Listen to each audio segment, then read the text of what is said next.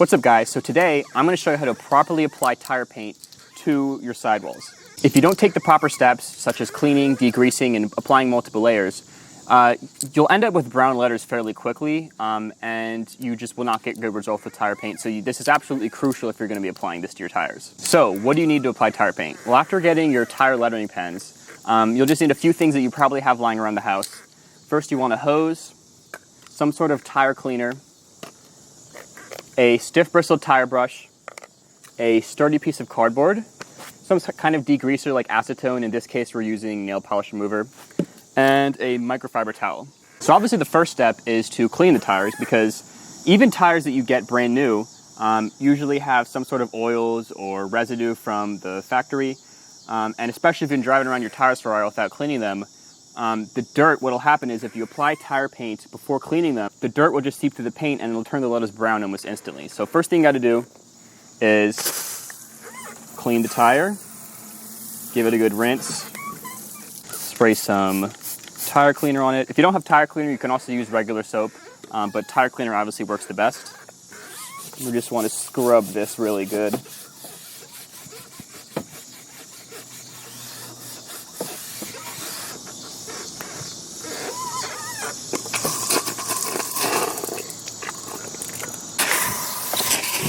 There's a kink in the hose. And the goal is to clean them as many times as possible until the suds are white and have no brown in them. What happens if your tires are really dirty is this soap might be brown and not white. So the goal is to keep cleaning them until the soap is white. So that's good right there. So now that the tires are clean, what you want to do is you want to dry them real quick with your towel. Make sure they're nice and dry. And then you're going to take your degreaser and apply it to the surface. So the key here is tires naturally have a lot of oils in them to keep them hydrated.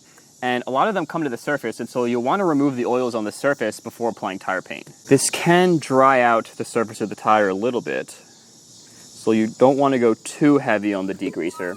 And also, after applying tire paint, once it's all dry, we do recommend using a tire dressing usually to recondition the tires. So we're going to apply some degreaser to the lettering. You only really need to get the letters here. Don't really need to go all over the surface. So then you're going to want to dry that. So now the tires are completely prepped and we're going to start applying tire paint. So you want to take your tire paint pen, and first thing you want to do is you just want to shake it for 30 seconds. Okay, after shaking it, you need to initiate the paint flow into the tip of the pen. We've actually had some customers not realize they have to do this, and they start trying to draw with the paint pen and no paint comes out, and so they complain. They're like, the paint's all dried up, when in reality all you got to do is just keep that tip down for a few seconds. Usually takes 15 or 20 seconds, and now we have proper paint flow. And so make sure to do this on a piece of cardboard, because if you do it to the tire, sometimes the paint will leak out and drip all over the rim. So the key to applying tire paint is don't go too quickly. You want to go as slow as possible and not get too much of the paint outside the letters. Later on, you can actually fix that with a toothpick or a Q-tip with some degreaser, but it's best to prevent as much of that as possible from going over the letters. So you really want to get as much paint as possible into the tip.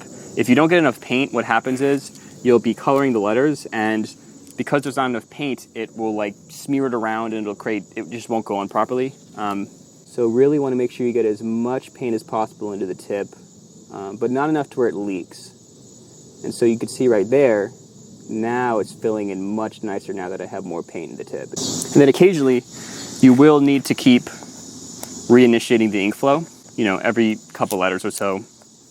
And it doesn't need to be perfect the first time, because we're going to do 3 coats, and so if there's any blotchiness right now, that'll be made up for when we do more coats in a couple of hours.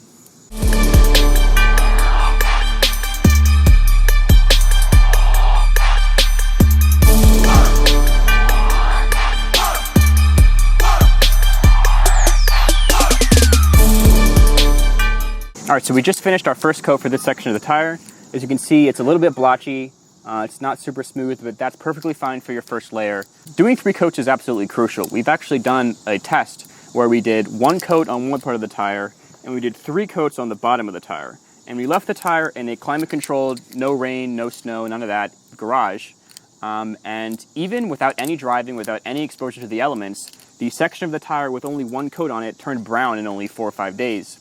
And the one with 3 coats looked perfect. So 3 coats is absolutely crucial to ensure that it can resist any sort of dirt and debris getting on the tire, cracking, fading, and also oils from inside of the tire seeping through up into the paint, which is what causes the browning in our case where the tire was in the garage. All right, so let's give this a couple hours and we'll come back to it later. All right, guys, so it's been a couple hours now. We're about to apply our second coat. As you can see, after the first coat, looks pretty good. Letters are a little bit blotchy. That's perfectly normal for after your first coat. By the time we're done our second and third coat, it's gonna look a lot better.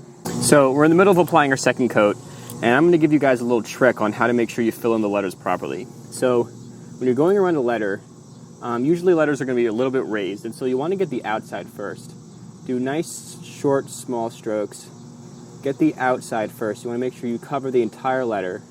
A lot of people don't cover the entire letter, and it doesn't really look straight or aligned, but if you just follow the edge of the tire letter, that's how you get it to fill in nice and evenly. So there you go, that's the second coat. And for the third coat, you usually want to wait at least 1 to 2 days before doing that final coat. That's just to ensure everything is perfectly dry, really set into the rubber, and then the third coat is just to solidify it and prevent it from fading quickly. All right, guys, so we just finished our third coat, and now I'm going to show you a little trick on how to clean up the edges after you're done. So it's pretty common to go over the letters a little bit when you're first applying tire paint, and so what you can do is you can take some of the degreaser that you used and a cotton swab or a toothpick, and all you got to do is put some of it right there. If you just go in and rub it right where you need to clean it up, tire paint will come off very easily, and it'll make it look much cleaner. And the toothpick's great for cleaning up around the edges.